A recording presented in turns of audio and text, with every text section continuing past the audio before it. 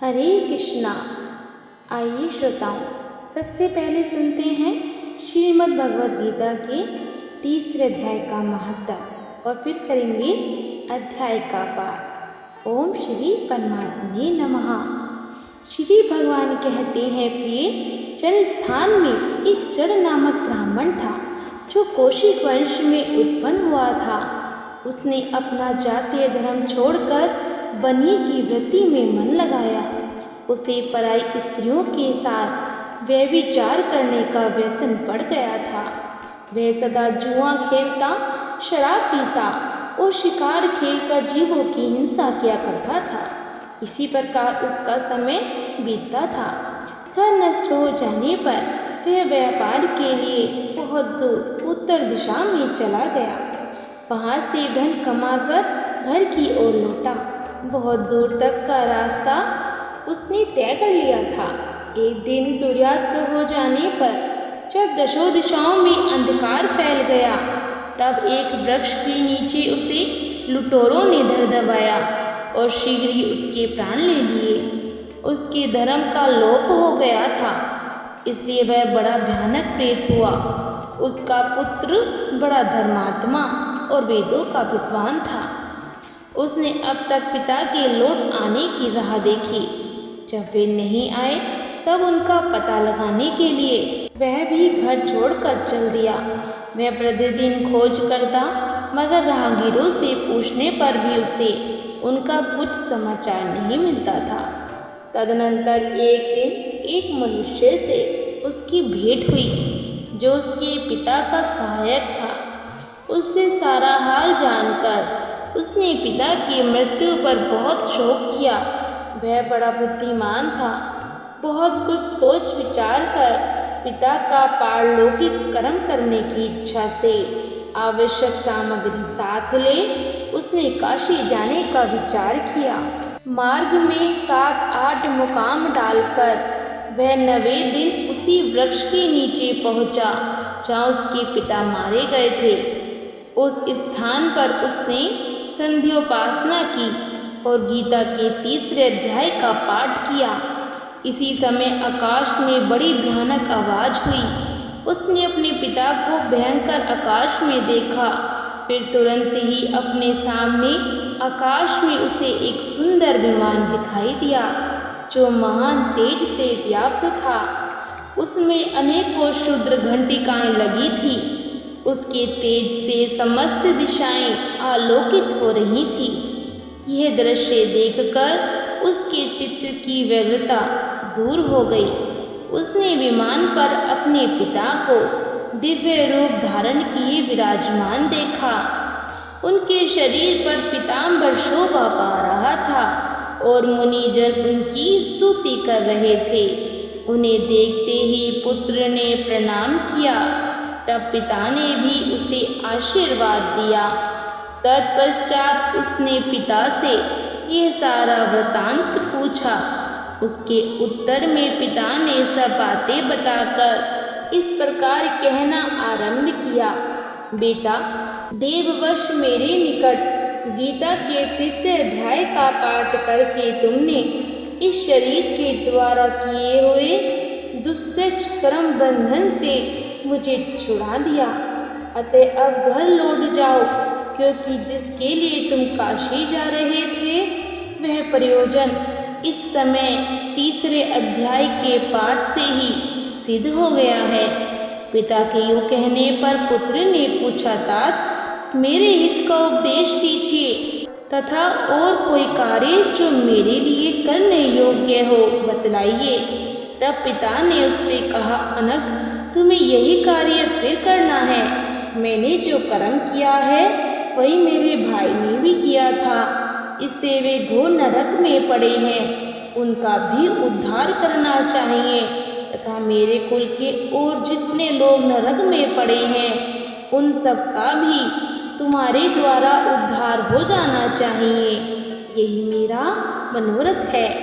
बेटा, जिस साधन के द्वारा तुमने मुझे संकट से छुड़ाया है उसी का अनुष्ठान औरों के लिए भी करना उचित है। उसका अनुष्ठान करके उससे होने वाला पुण्य उन नार की जीवों को संकल्प करके दे दो। इससे वे समस्त पूर्वज मेरी ही तरह यातना से मुक्त हो अल्पकाल में ही श्री विष्णु के परम पद को प्राप्त हो जाएंगे। पिता का यह संदेश सुनकर पुत्र ने कहा, तात यदि ऐसी बात है और आपकी भी ऐसी ही रुचि है तो मैं समस्त नार की जीवों का नरक से उद्धार कर दूंगा। यह सुनकर उसके पिता बोले, बेटा एवमस्तु, तुम्हारा कल्याण हो, मेरा अत्यंत प्रिय कार्य संपन्न हो गया। इस प्रकार पुत्र को आश्वासन देकर उसके पिता भगवान विष्णु के परम धाम को चले गए। तत्पश्चात वह भी लौटकर जनस्थान में आया और परम सुंदर भगवान श्री कृष्ण के मंदिर में उनके समक्ष बैठकर पिता के आदेशानुसार गीता के 3 अध्याय का पाठ करने लगा। उसने नार की जीवों का उद्धार करने की इच्छा से गीता पाठ जनित सारा पुण्य संकल्प करके दे दिया। इसी बीच में भगवान विष्णु के दूत यातना भोगने वाले नार की जीवों को छुड़ाने के लिए यमराज के पास गए। यमराज ने नाना प्रकार के सत्कारों से उनका पूजन किया और कुशल पूछी। वे बोले, धर्मराज, हम लोगों के लिए सब और आनंद ही आनंद है। इस प्रकार सत्कार करके पितृलोक के सम्राट परम बुद्धिमान यम ने विष्णु दूतों से यमलोक में आने का कारण पूछा। तब विष्णु दूतों ने कहा, यमराज, शेषशय्या पर शयन करने वाले भगवान विष्णु ने हम लोगों को आपके पास कुछ संदेश देने के लिए भेजा है। भगवान हम लोगों के मुख से आपकी कुशल पूछते हैं और ये आज्ञा देते हैं कि आप नरक में पड़े हुए समस्त प्राणियों को छोड़ दें। अमित तेजस्वी भगवान विष्णु का यह आदेश सुनकर यम ने मस्तक झुकाकर उसे स्वीकार किया और मन ही मन कुछ सोचा। तत्पश्चात मदोन्मत्त नार की जीवों को नरक से मुक्त देखकर उनके साथ ही वे भगवान विष्णु के वास स्थान को चले। यमराज श्रेष्ठ विमान के द्वारा जहाँ क्षीर सागर है वहाँ जा पहुँचे। उसके भीतर कोटि कोटि सूर्यों के समान कांतिमान, नील कमल दल के समान श्याम सुंदर लोकनाथ जगतगुरु श्री हरि का उन्होंने दर्शन किया। भगवान का तेज उनकी शैया बने हुए शेषनाग के फणों की मणियों के प्रकाश से दुगना हो रहा था। वे आनंद युक्त दिखाई दे रहे थे। उनका हृदय प्रसन्नता से परिपूर्ण था। भगवती लक्ष्मी अपनी सरल चितवन से प्रेम पूर्वक उन्हें बार बार निहार रही थी। चारों ओर योगी जन भगवान की सेवा में खड़े थे। उन योगियों की आँखों के तारे ध्यानस्थ होने के कारण निश्चय प्रतीत होते थे। देवराज इंद्र अपने विरोधियों को परास्त करने के उद्देश्य से भगवान की स्तुति कर रहे थे। ब्रह्मा जी के मुख से निकले हुए वेदांत वाक्य मूर्तिमान होकर भगवान के गुणों का गान कर रहे थे। भगवान पूर्णतः संतुष्ट होने के साथ ही समस्त योनियों की ओर से उदासीन प्रतीत होते थे। जीवों में से जिन्होंने योग साधन के द्वारा अधिक पुण्य संचय किया था, उन सबको एक ही साथ वे कृपा दृष्टि से निहार रहे थे। भगवान अपने सर्वभूत अखिल चराचर जगत को आनंद पूर्ण दृष्टि से आमोदित कर रहे थे। शेषनाग की प्रभा से उद्भासित एवं सर्वत्र व्यापक दिव्य विग्रह धारण किए नील कमल के सदृश श्याम वर्ण वाले श्री हरि ऐसे जान पड़ते थे मानो चांदनी से घिरा हुआ आकाश सुशोभित हो रहा हो। इस प्रकार भगवान की झांकी करके यमराज अपनी विशाल बुद्धि के द्वारा उनकी स्तुति करने लगे। यमराज बोले, संपूर्ण जगत का निर्माण करने वाले परमेश्वर, आपका अंतःकरण अत्यंत निर्मल है। आपके मुख से ही वेदों का प्रादुर्भाव हुआ है। आप ही विश्व रूप और इसके विधायक ब्रह्मा हैं।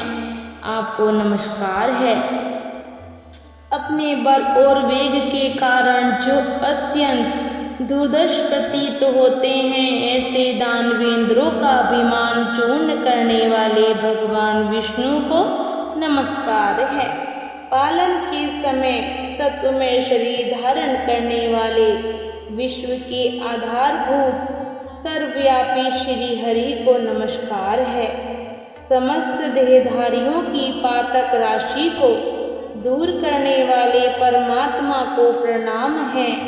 जिनकी ललाटवर्ती नेत्र के तनिक सा खुलने पर भी आग की लपटें निकलने लगती हैं, उन रुद्र रूपधारी आप परमेश्वर को नमस्कार है। आप संपूर्ण विश्व के गुरु, आत्मा और महेश्वर हैं। अतः समस्त वैष्णव जनों को संकट से मुक्त करके उन पर अनुग्रह करते हैं। आप माया से विस्तार को प्राप्त हुए, अखिल विश्व में व्याप्त होकर भी कभी माया अथवा उससे उत्पन्न होने वाले गुणों से मोहित नहीं होते। माया तथा माया जनित गुणों के बीच में स्थित होने पर भी आप पर उनमें से किसी का प्रभाव नहीं पड़ता। आपकी महिमा का अंत नहीं है, क्योंकि आप असीम हैं। फिर आप वाणी के विषय कैसे हो सकते हैं? अतः मेरा मौन रहना ही उचित है। इस प्रकार स्तुति करके यमराज ने हाथ जोड़कर कहा, जगत गुरु, आपके आदेश से इन जीवों को गुण रहित होने पर भी मैंने छोड़ दिया है। अब मेरे योग्य और जो कार्य हो से बताइए। उनके यूँ कहने पर भगवान मधुसूदन मेघ के समान गंभीर वाणी द्वारा मानो अमृत रस से सींचते हुए बोले, धर्मराज, तुम सबके प्रति समान भाव रखते हुए लोगों का पाप से उद्धार कर रहे हो। तुम पर देहधारियों का भार रखकर मैं निश्चिंत हूँ। अतः तुम अपना काम करो और अपने लोक को लौट जाओ। यो कहकर भगवान अंतर्ध्यान हो गए। यमराज भी अपनी पुरी को लौट आए। तब वह ब्राह्मण अपनी जाति के और समस्त नारकी जीवों का नरक से उद्धार करके स्वयं भी श्रेष्ठ विमान द्वारा श्री विष्णु धाम को चला गया। ओम श्री परमात्मने नमः। तीसरा अध्याय। इस पर अर्जुन ने प्रश्न किया, हे जनार्दन, यदि कर्मों की अपेक्षा ज्ञान आपके श्रेष्ठ मान्य हैं, तो फिर हे केशव, मुझे भयंकर कर्म में क्यों लगाते हैं तथा आप मिले हुए से वचन से मेरी बुद्धि को मोहित सी करते हैं। इसलिए उस एक बात को निश्चय करके कहिए कि जिससे मैं कल्याण को प्राप्त हूँ। इस प्रकार अर्जुन के पूछने पर भगवान श्री कृष्ण महाराज बोले, हे निष्पाप अर्जुन, इस लोक में दो प्रकार की निष्ठा मेरे द्वारा पहले कही गई है।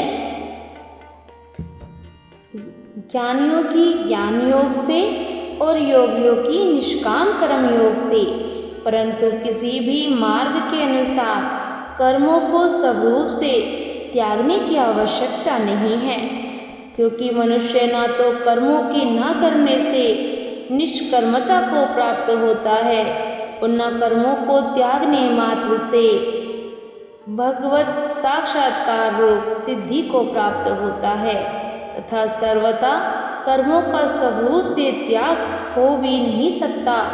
क्योंकि कोई भी पुरुष किसी काल में क्षण मात्र भी बिना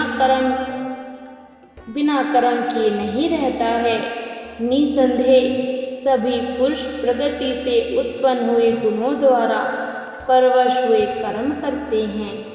इसलिए जो मूढ़ बुद्धि पुरुष कर्मेंद्रियों को हठ से रोककर इंद्रियों के भोगों को मन से चिंतन करता रहता है, वह मिथ्याचारी अर्थात दंभी कहा जाता है। और हे अर्जुन, जो पुरुष मन से इंद्रियों को वश में करके अनासक्त हुआ कर्मेंद्रियों से कर्मयोग का आचरण करता है, वह श्रेष्ठ है।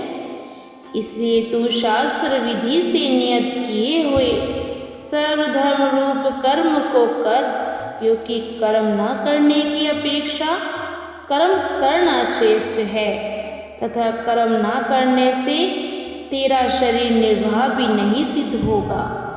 हे अर्जुन, बंधन के भय से भी कर्मों का त्याग करना योग्य नहीं है, क्योंकि यज्ञ अर्थात विष्णु के निमित्त किए हुए कर्म के सिवा अन्य कर्म में लगा हुआ ही यह मनुष्य कर्मों द्वारा बंधता है। इसलिए हे अर्जुन, आसक्ति से रहित हुआ उस परमेश्वर के निमित्त कर्म का भली प्रकार आचरण कर। कर्म न करने से तू पाप को भी प्राप्त होगा, क्योंकि प्रजापति ब्रह्मन ने कल्प के आदि में यज्ञ सहित प्रजा को रचकर कहा कि इस यज्ञ द्वारा तुम लोग वृद्धि को प्राप्त हो, और यह यज्ञ तुम लोगों को इच्छित कामनाओं के देने वाला होवे, तथा तुम लोग इस यज्ञ द्वारा देवताओं की उन्नति करो, और वे देवता लोग तुम लोगों की उन्नति करें। इस प्रकार आपस में कर्तव्य समझकर उन्नति करते हुए परम कल्याण को प्राप्त होगे, तथा यज्ञ द्वारा बढ़ाए हुए देवता लोग तुम्हारे लिए बिना मांगे ही प्रिय भोगों को देंगे।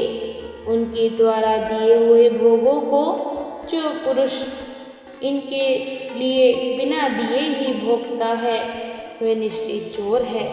कारण यज्ञ से शेष बचे हुए अन्न को खाने वाले श्रेष्ठ पुरुष सब पापों से छूटते हैं, और जो पापी लोग अपने शरीर पोषण के लिए ही पकाते हैं, वे तो पाप को ही खाते हैं, क्योंकि संपूर्ण प्राणी अन्न से उत्पन्न होते हैं, और अन्न की उत्पत्ति वृष्टि से होती है, तथा वृष्टि यज्ञ से होती है, और वह यज्ञ कर्मों से उत्पन्न होने वाला है। तथा उस कर्म को तू वेद से उत्पन्न हुआ जान, और वेद अविनाशी परमात्मा से उत्पन्न हुआ है। इससे सर्वव्यापी परम अक्षर परमात्मा सदा ही यज्ञ में प्रतिष्ठित है। हे पार्थ, जो पुरुष इस लोक में इस प्रकार चलाए हुए सृष्टि चक्र के अनुसार नहीं बरतता है, अर्थात शास्त्र अनुसार कर्मों को नहीं करता है, वह इंद्रियों के सुख को भोगने वाला पाप आयु पुरुष व्यर्थ ही जीता है। परंतु जो पुरुष आत्मा में ही प्रीति वाला तथा आत्मा में ही तृप्त तथा आत्मा में ही संतुष्ट होवे, उसके लिए कोई कर्तव्य नहीं है, क्योंकि इस संसार में उस पुरुष का किए जाने से भी कोई प्रयोजन नहीं है, और न किए जाने से भी कोई प्रयोजन नहीं है, तथा इसका संपूर्ण भूतों में कुछ भी स्वार्थ का संबंध नहीं है, तो भी उसके द्वारा केवल लोक हितार्थ कर्म किए जाते हैं। इससे तू अनासक्त हुआ निरंतर कर्तव्य कर्म का अच्छी प्रकार आचरण कर, क्योंकि अनासक्त पुरुष कर्म करता हुआ परमात्मा को प्राप्त होता है।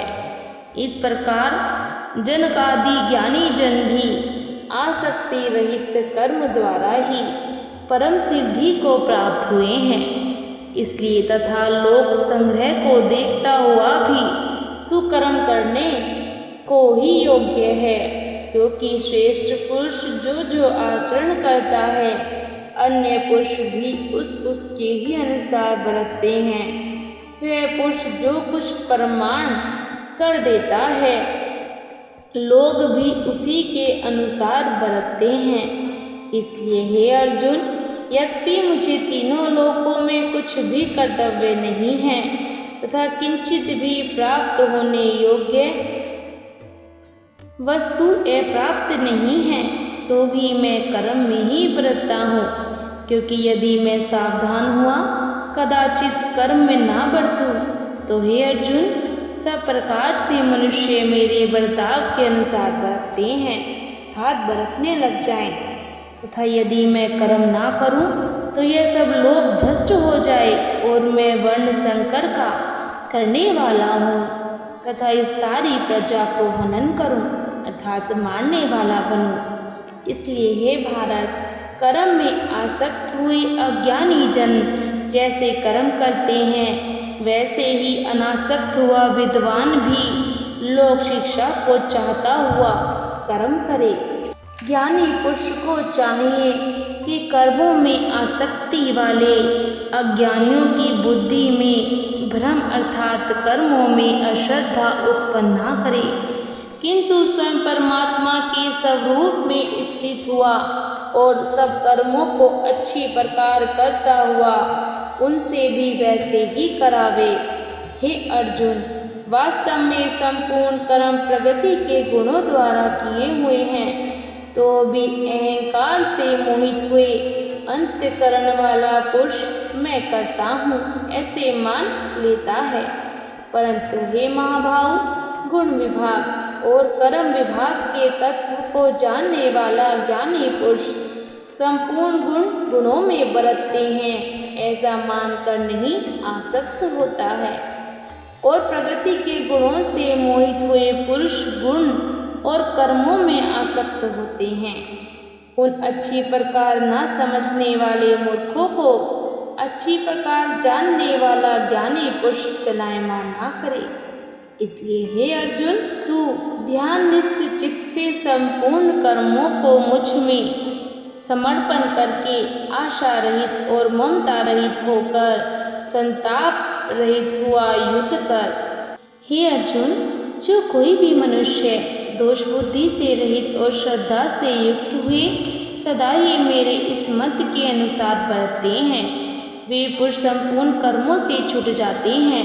और जो दोष दृष्टि वाले मूर्ख लोग इस मेरे मत के अनुसार नहीं बरतते हैं, उन संपूर्ण ज्ञानों में मोहित चित्त वालों को तू कल्याण से भ्रष्ट हुआ ही जान, क्योंकि सभी प्राणी प्रगति को प्राप्त होते हैं अर्थात अपने स्वभाव से परवश हुए कर्म करते हैं। ज्ञानवान भी अपनी प्रगति के अनुसार चेष्टा करता है और फिर इसमें किसी का हट क्या करेगा। इसलिए मनुष्य को चाहिए कि इंद्रिय के अर्थ में अर्थात सभी इंद्रियों के भोगों में स्थित जो राग और द्वेष है, उन दोनों के वश में नहीं होवे, क्योंकि इसके वे दोनों ही कल्याण मार्ग में विघ्न करने वाले महान शत्रु हैं। इसलिए उन दोनों को जीतकर सावधान हुआ स्वधर्म का आचरण करे, क्योंकि अच्छी प्रकार आचरण किए हुए दूसरों के धर्म से गुण रहित भी अपना धर्म अति उत्तम है। अपने धर्म में मरना भी कल्याणकारक है और दूसरे का धर्म भय को देने वाला है। इस पर अर्जुन ने पूछा कि हे श्री कृष्ण, फिर यह पुरुष न चाहता हुआ भी किससे प्रेरक होकर पाप का आचरण करता है। इस प्रकार अर्जुन के पूछने पर श्री कृष्ण महाराज बोले, हे अर्जुन, रजोगुण से उत्पन्न हुआ यह काम ही क्रोध है। यही महा अपशकुन अर्थात अग्नि के सदृश भोगों से न तृप्त होने वाला और बड़ा पापी है। इस विषय में इसको तू बैरी जान। जैसे धुएं से अग्नि और मल से दर्पण ढका जाता है तथा जैसे जेठ से गर्भ ढका हुआ है, वैसे ही उस काम के द्वारा ये ज्ञान ढका हुआ है। और हे अर्जुन, इस अग्नि सदृश न पूर्ण होने वाले काम रूप ज्ञानियों के नित्य बैरी से ज्ञान ढका हुआ है। इंद्रियां, मन और बुद्धि काम के वास स्थान कहे जाते हैं और यह काम इन मन, बुद्धि और इंद्रियों द्वारा ही ज्ञान को आच्छादित करके इस जीवात्मा को मोहित करता है।